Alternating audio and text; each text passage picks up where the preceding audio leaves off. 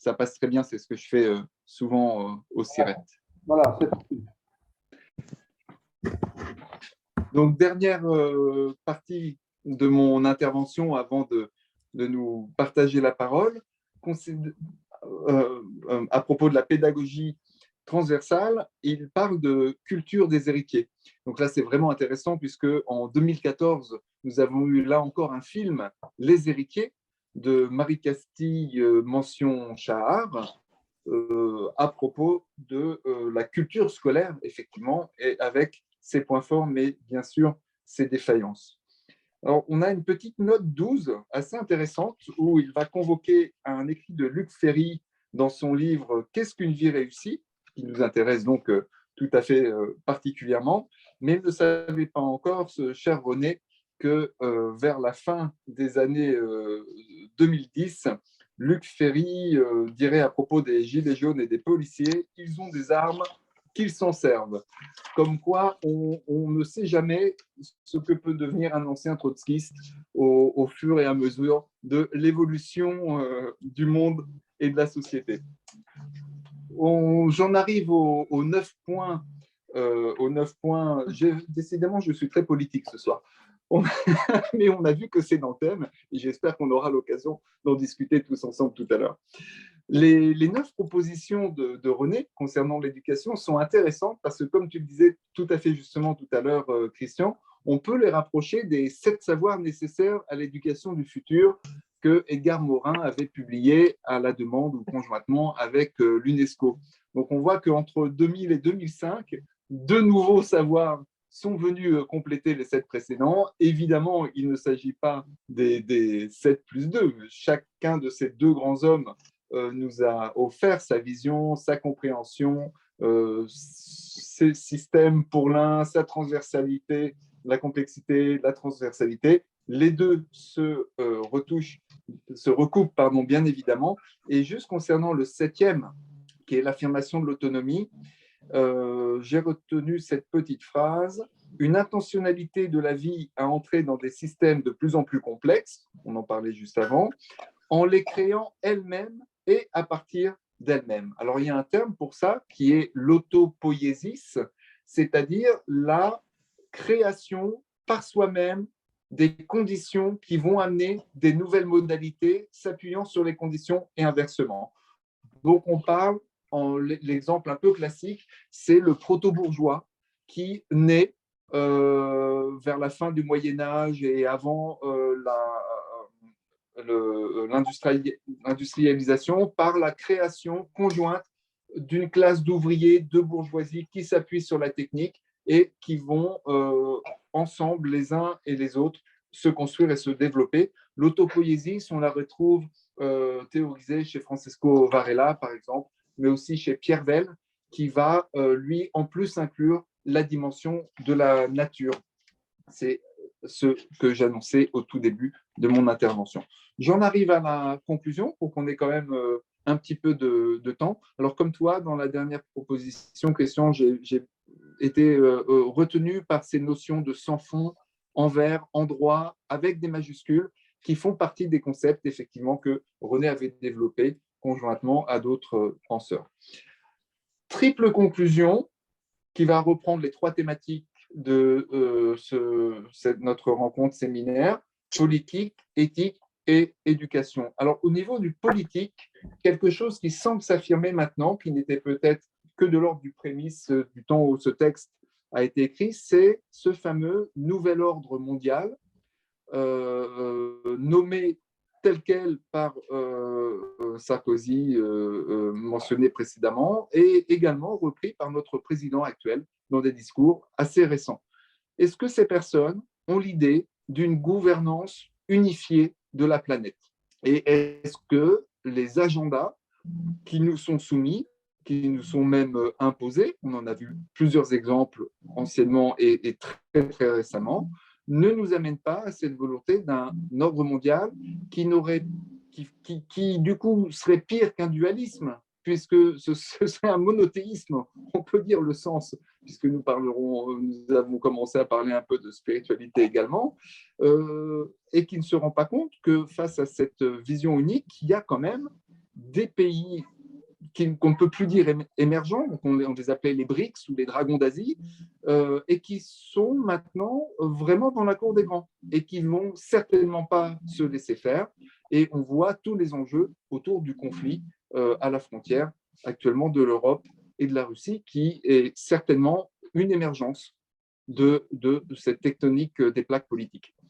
Et d'autres développements très récents, à peine le départ de notre président de Chine, que celle-ci lance des exercices d'invasion sur Taïwan. Deuxième point, l'éthique. Alors, à l'époque et à la terminologie de René, il va parler de croissance et de développement durable en se posant la question, est-ce que le développement durable est suffisant ou pas? Et en fait, là, je voudrais partager un autre concept qui est celui du développement régénératif qui a été théorisé par Javier Collado Bueno, qui est membre du CIRET. Le développement régénératif étant un pas supplémentaire au durable dans le sens où il vise l'autonomie énergétique et la régénération des écosystèmes, ce que ne fait pas forcément le durable. Troisième et dernier point, bien sûr, l'éducation.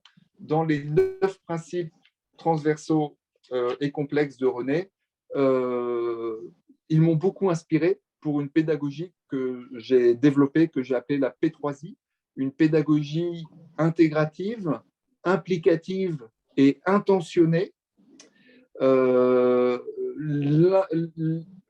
Intégrative, c'est justement reconnaître la complexité et l'évolution, c'est-à-dire qu'on n'est pas dans du statique.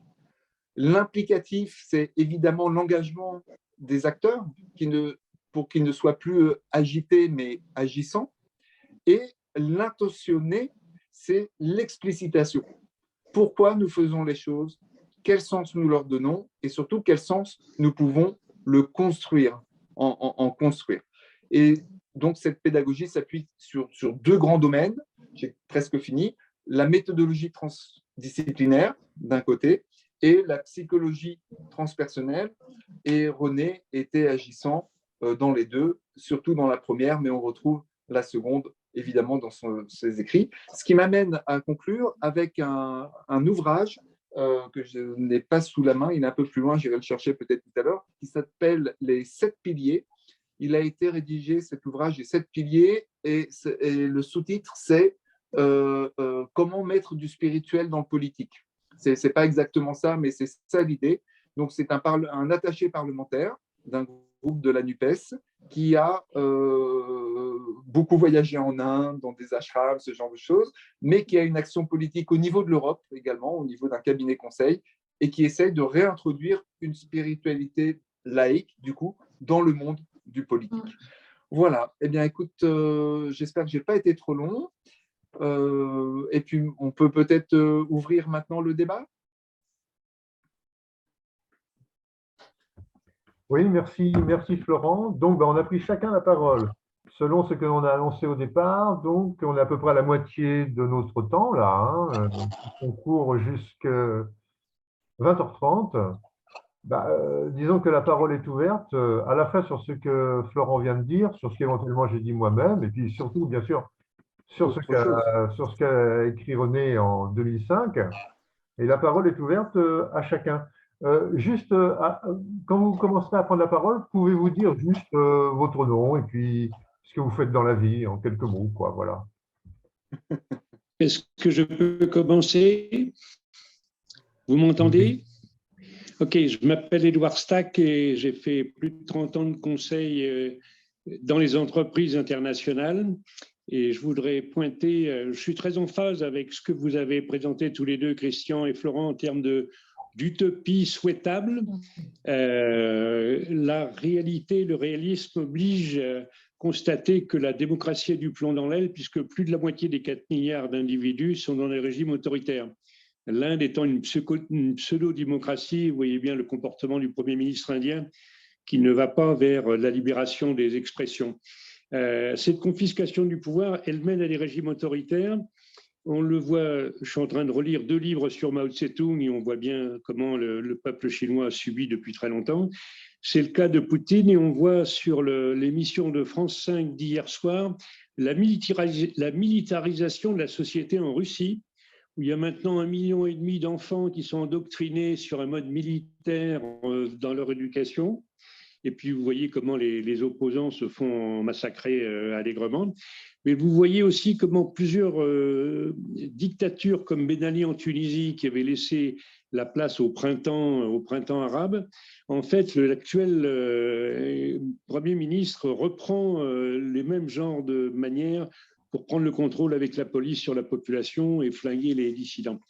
Ce qui me semble important, c'est que même en France, il y a depuis 3 ans une stérilisation du débat et une espèce d'asphyxie des voix discordantes, que ce soit celle des médecins dans le traitement de la pandémie avec la Covid, ou des oppositions politiques ou des propositions alternatives, où médias et gouvernements sont dans la recherche d'asphyxie.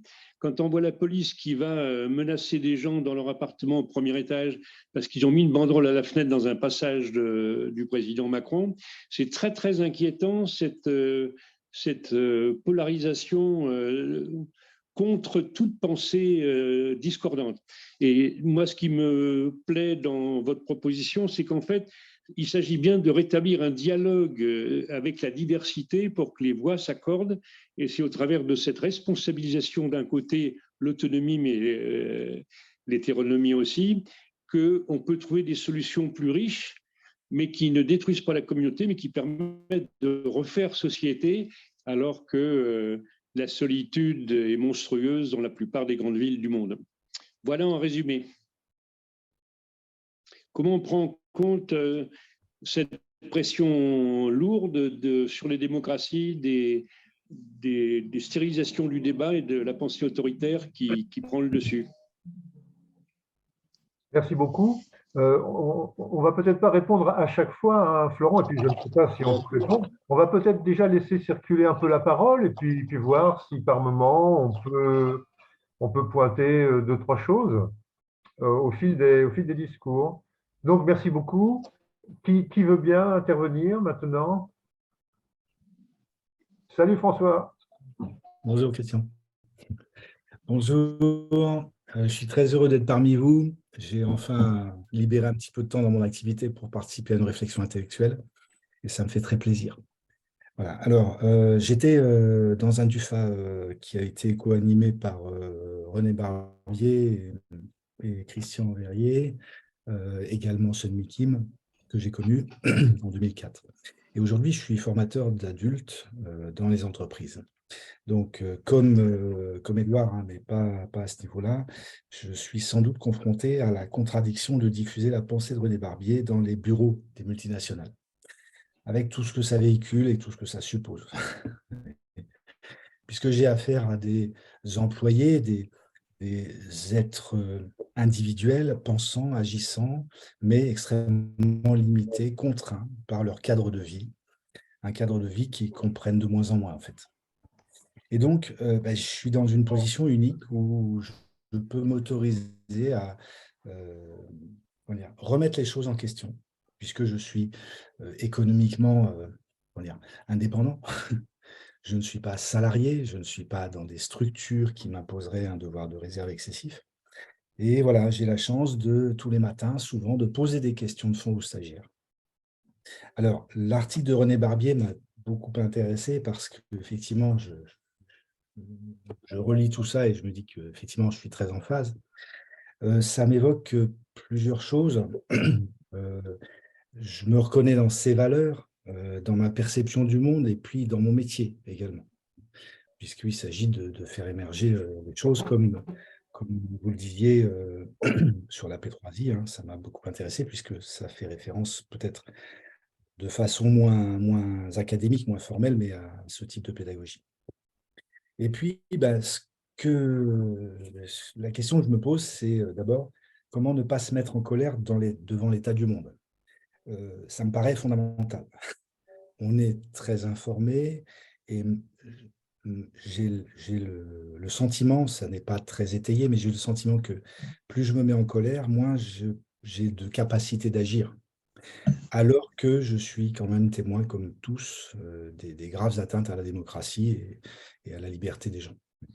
Donc voilà, ça c'est une question pour moi et je me rappelle de René qui discourait, qui posait un cadre, qui posait la réflexion et qui permettait cette expression, voilà, sans colère, en fait. Donc, je me rappelle de ça et ça m'avait beaucoup, beaucoup frappé. Un point aussi qui m'a interpellé, j'aime beaucoup les étoiles, j'aime beaucoup l'espace, les galaxies. Et en relisant cet article, je me suis dit, mais au fond, il y a peut-être des analogies que je peux tenter, moi, avec cet article. Je parle, par exemple, de la puissance des phénomènes spatiaux, et qui fait écho sans fond à cette puissance infinie de l'être humain, en fait, en tout cas dont on ne cerne pas les limites. Hein. Ça me fait penser justement à l'énigme aujourd'hui de la création du monde, et son énigme physique, en fait, en termes d'énergie. Voilà. Et puis, l'échelle de temps, hein, qui est incompréhensible pour nous dans l'espace, l'origine du monde cosmique, qu'est-ce qu'on fait là? Et puis, toutes ces forces inconnues qui nous font agir et qui régissent également l'espace, comme la matière noire ou la matière sombre, hein, ce qui n'est pas tout à fait la même chose. Et en parlant justement de l'accumulation des richesses, ça me fait également penser à l'accumulation fantastique de structures galactiques. On ne perçoit pas vraiment les raisons d'une telle agglomération, d'un tel accaparement. Et j'aurais tendance à comparer justement le revenu d'un paysan indien et les profits d'une multinationale. Mais en se disant comment penser les extrêmes, soit en termes de physique stellaire, soit en termes de richesse individuelle. Voilà. Donc, je m'arrêterai là pour laisser la parole au débat. Merci François. Bon, il y a pas mal de perspectives jusque dans l'espace, dans le galactique, c'est très bien. On va pouvoir alimenter la conversation. Merci beaucoup François. Qui a envie de nous livrer quelques réactions, voilà, comme ça, mais à chaud, même oui, simplement un sentiment brut, c'est tout à fait recevable.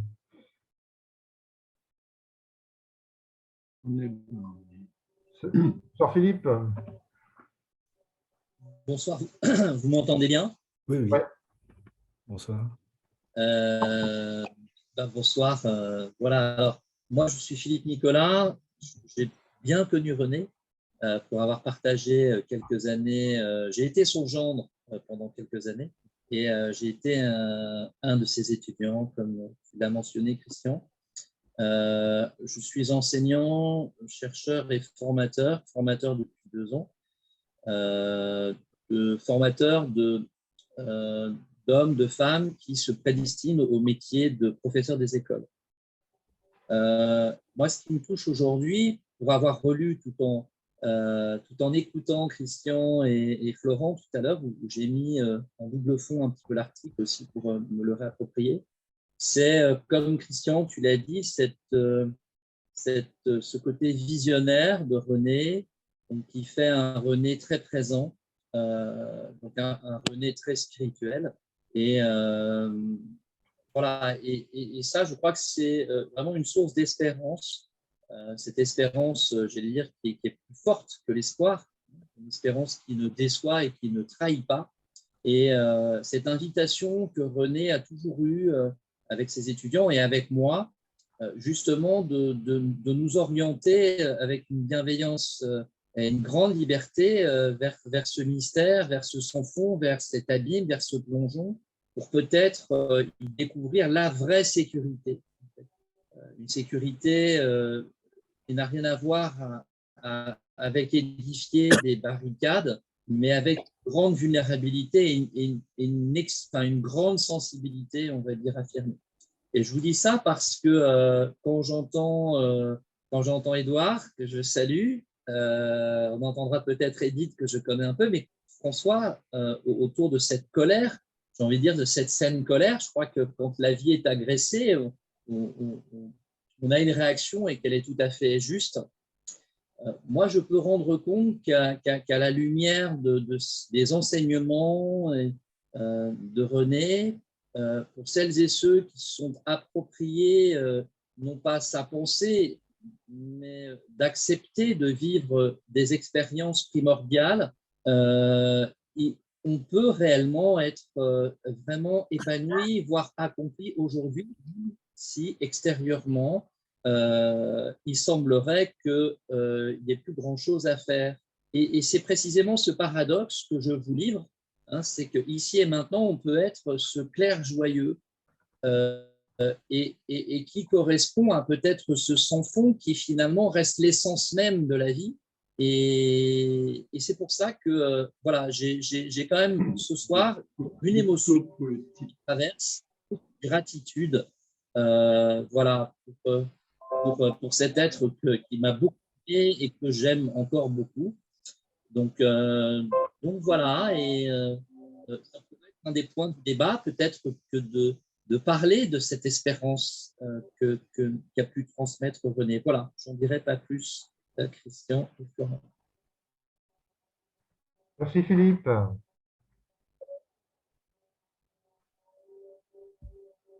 On a une demande d'Éline là de couper nos micros, effectivement, lorsque l'on ne prend pas la parole, car ça crée des interférences. Cela dit, la prochaine personne qui prend la parole ouvre son micro, bien entendu.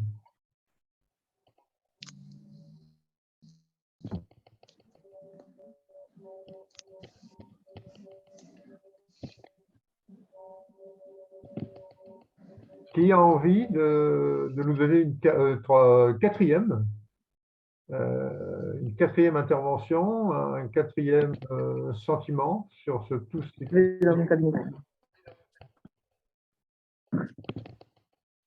qui se dit depuis tout à l'heure, de façon à ce que l'on ne soit pas seul avec Florent. Je crois que Valérie avait envie de s'exprimer. Valérie, oui, Valérie, à toi, vas-y. Oui, bonjour à tous et à toutes. Donc, je suis Valérie Roy, je suis responsable d'une halte garderie semi-plein air en plein Paris. Donc, j'essaie d'expérimenter, moi, une nouvelle forme de pédagogie. C'est vrai que je suis éducatrice, hein, donc de jeunes enfants à la base. Je suis aussi doctorante en sciences de l'éducation à Paris 8. Et en fait, j'ai beaucoup lutté, en fait, dès le départ. Quand j'ai démarré mon métier, j'étais beaucoup en opposition par rapport à la manière d'accompagner les enfants, les jeunes enfants.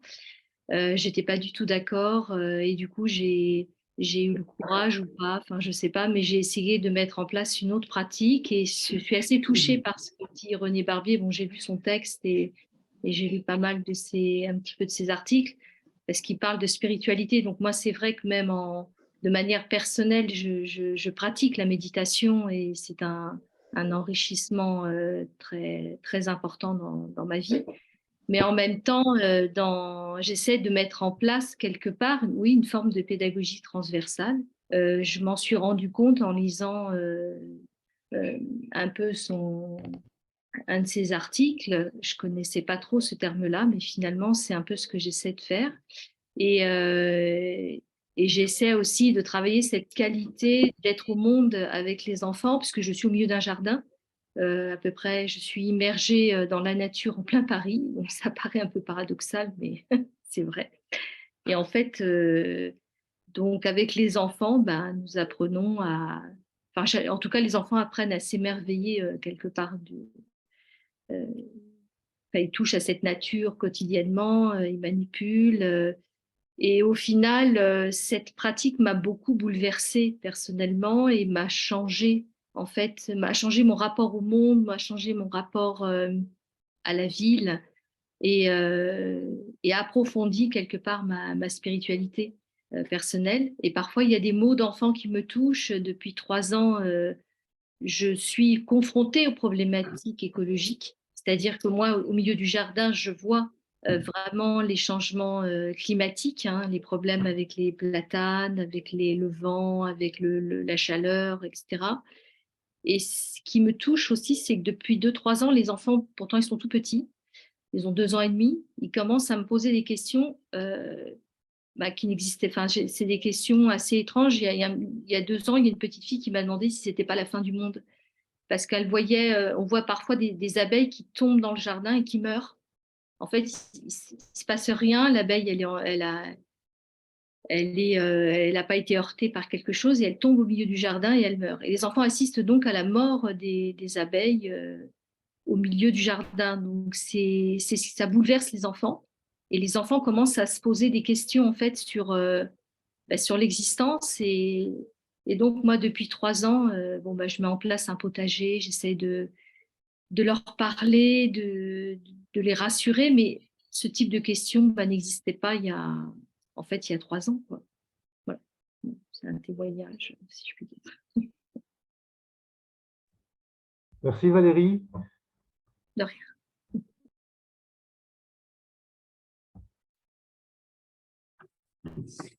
Je veux bien prendre la parole à mon tour. Donc moi, je m'appelle Éline Bouvarel, je suis infirmière de profession et voilà, j'ai travaillé avec Christian, Sonny, Florent et d'autres à cette réouverture du site du Journal des chercheurs. J'ai pas eu la chance pour ma part de connaître René de son vivant et je voulais simplement vous partager très rapidement ce que m'a évoqué à la fois son article, mais aussi tout ce que vous dites depuis tout à l'heure les uns et les autres.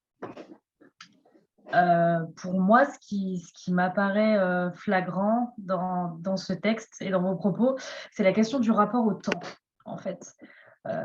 Cette nécessité qu'il y a, à mon sens, de redéfinir le temps qu'on laisse aux choses qui font notre quotidien, notre vie, pour pouvoir laisser un espace de développement du rapport à l'altérité.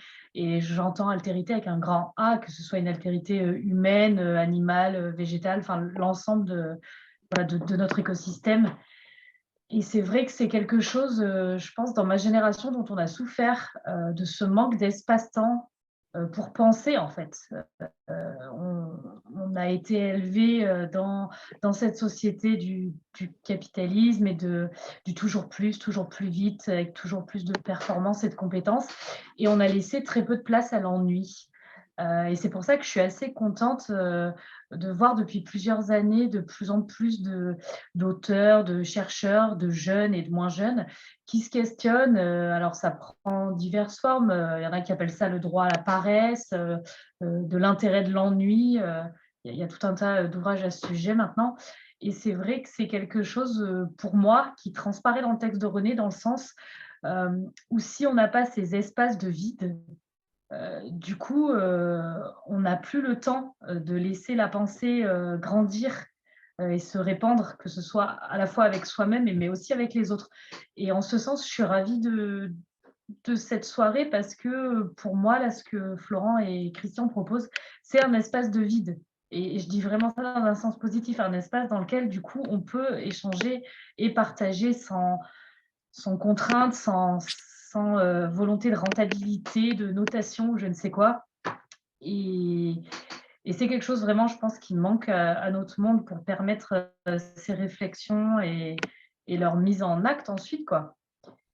Et pourtant, je trouve qu'il y a une grande forme de résistance sur ce point chez certaines personnes qui voient ces histoires de droit à la paresse et à l'ennui comme un refus de travailler, comme quelque chose de très négatif, alors que je pense au contraire que c'est quelque chose qui doit revenir sur le devant de la scène, si on peut parler ainsi. Voilà, et c'est vrai que je le vois aussi dans mon travail, là, comme Valérie, tu parlais des crèches. Voilà, nous, en structure de soins, c'est pareil. En fait, ces temps de contemplation, de vide qui permettent la rencontre, ils n'existent plus, en fait.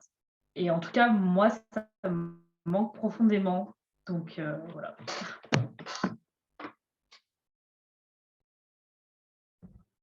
Merci Éline. Un point technique, là, je vois qu'il ne nous reste que 10 minutes.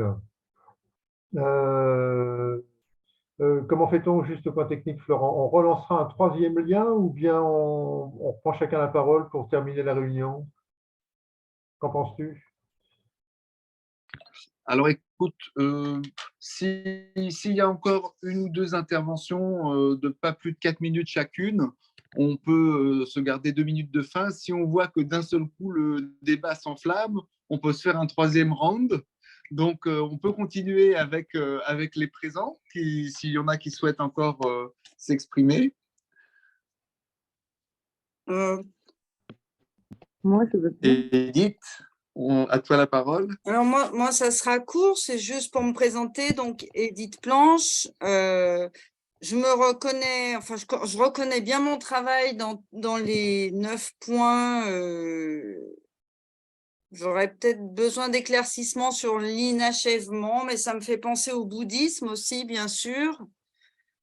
Et donc, moi, j'ai écrit un livre qui s'appelle « Éduquer à l'environnement par le sensible, art, ethnologie et écologie », qui réunit l'art, l'ethnologie et l'écologie. Pour moi, la crise écologique, c'est aussi une grosse crise du sensible et du vivant, puisqu'on vit quand même dans un monde un peu aplatocène, aplati. Justement, ce sans fond, c'est aussi ce manque de volume, ces écrans qui ont un fond, justement.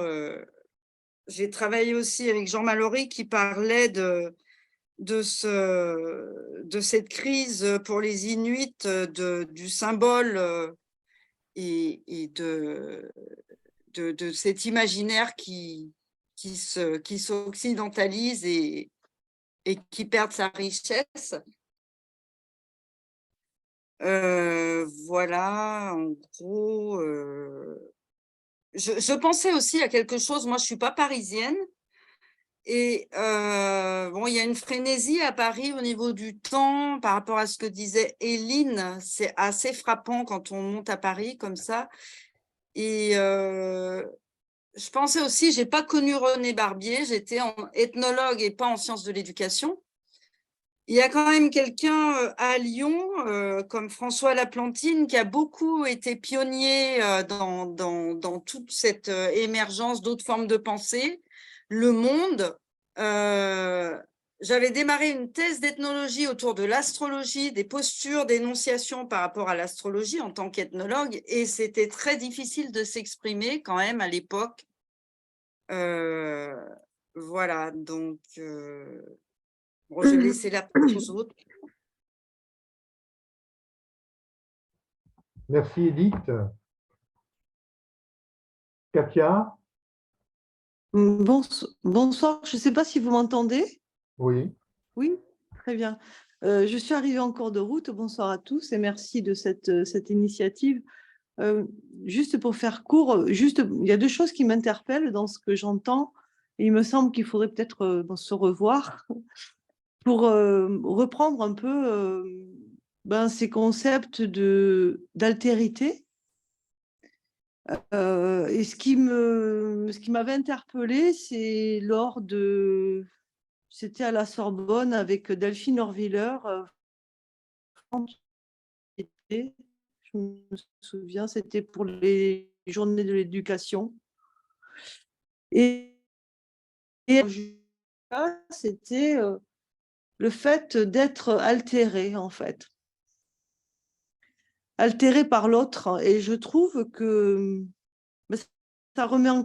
Alors, il y a plusieurs choses qui m'ont interpellée. Ça remet en question, ou ça met en question qu'est-ce qui nous altère. Et ensuite, ce qui m'intéresserait d'ouvrir et de mettre au travail, c'est aussi la question de l'autorité. En ce sens que autorité dans le sens de gérer qui élève. Et pour ma part, moi je suis, ça fait 20 ans, 23 ans, je crois, que je suis dans les arts internes du Tai Chi Chuan, donc chinois, la pensée chinoise, le yoga aussi. Je suis enseignante et puis j'accompagne les personnes individuellement. Donc j'ai un statut double, c'est-à-dire à la fois je suis dans l'institution éducative nationale et à la fois je travaille en libéral. Donc je me suis mis au travail aussi de ces paradoxes-là. Et ce qui m'interpelle le plus avec une formation en thérapie manuelle, c'est là, je crois que c'est intéressant, parce que toute ma recherche s'oriente vers la place du corps et ce corps âme-esprit, comment il est altéré. Et qu'est-ce qu'on voit justement au niveau d'un point de vue ostéopathique ou homéopathique? On se rend compte que le terrain, c'est-à-dire la matière humaine, est de plus en plus polluée. Et comme par hasard, en tous les cas, ça donne un tempérament qu'on qu'on appelle l'uétique, c'est-à-dire qui est hyper réactif, c'est-à-dire qui ne supporte pas la moindre intervention de l'autre. Et je trouve que c'est très intéressant à observer, de voir comment justement, et cette pensée chinoise finalement est intéressante, peut-être qu'il y en a d'autres, l'Ayurveda aussi pense comme ça, c'est-à-dire qu'on est pensé par nos cellules plus qu'on croit que l'on ne pense soi-même.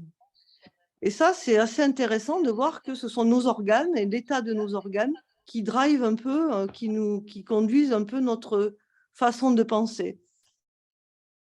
Alors là aussi, il faudrait réintroduire qu'est-ce que penser, parce que la réaction n'est surtout pas de la pensée. Et effectivement, ce en quoi moi, je suis touchée aussi par ce séminaire, même si je suis arrivée en retard, mais je dis il faut absolument que je reprenne, parce que j'ai un peu lâché avec le monde universitaire, pour voilà, parce que mes pratiques, parce que ma vie, parce que ça ne veut pas dire que je l'ai lâché, mais en tout cas parce que j'ai besoin de chercher véritablement. Et ce qui me déçoit souvent dans l'institution, c'est toujours cette marchandisation du savoir, en fait. Et quand on parle de recherche, ça interroge sur la question de l'esprit. C'est-à-dire, peut-on faire vraiment recherche si derrière, on sait qu'il y a du quantifiable. Donc voilà, juste voilà, c'était pour soulever ce à gérer, c'est quelque chose qui élève. Donc on voit aussi que ce qui s'élève aussi, c'est les émotions. Et qu'est-ce qu'on peut voir? Que finalement, je termine. Excuse-moi, Katia, parce qu'on arrive, c'est passionnant, hein, il faut continuer, je ne sais pas sous quelle façon, mais bientôt on va arriver justement, question de temps, à la coupure. Il nous reste 1 minute 50, donc le temps nous est compté. Alors je vous dis au revoir et à bientôt. Attends. Peut-être, on s'était dit qu'on ferait, peut-être arriver après, un troisième round. Ce que je propose, quand ça va couper, on libère tout le monde, parce qu'il y en a peut-être qui ont d'autres choses à faire, mais ceux qui ont envie de prolonger encore un peu, on peut se reconnecter pour la dernière fois. Et par contre, ce qu'on peut annoncer tout de suite, Christian, c'est qu'avant juillet, on proposera une nouvelle date d'un second séminaire avec probablement un autre texte. Voilà, comme ça, tout le monde est au courant. Katia, on te redonne la parole, ça coupera et reviendront ceux qui pourront. Oui, d'accord. Vas-y. Mais juste, moi, je peux jouer un troisième round, mais pour 15 minutes seulement, un quart d'heure. Oui, ce sera court. Ce sera qu'on ait le temps de se dire au revoir. Et d'ores et déjà, Christian et moi-même, on remercie tous les présents, beaucoup plus nombreux que ce qu'on espérait. On est très, très heureux et ça nous conforte pour vous proposer bientôt, au travers de nos réseaux, une nouvelle date. Donc, Katia, on te laisse parler. On dit au revoir à ceux qui ne pourront pas revenir et on se recontacte après parce que tu nous dis des choses passionnantes avec tes cellules quand même. Alors, à très bientôt. On se retrouve avec le même lien. Dès que ça coupe. Alors, c'est intéressant, Christian, quand tu as dit la coupure, parce que la coupure est au cœur de tous les textes sacrés, en tout cas judéo-chrétiens certainement. Voilà, j'ai l'impression, en tous les cas, si on a un regard transversal en mettant la psychanalyse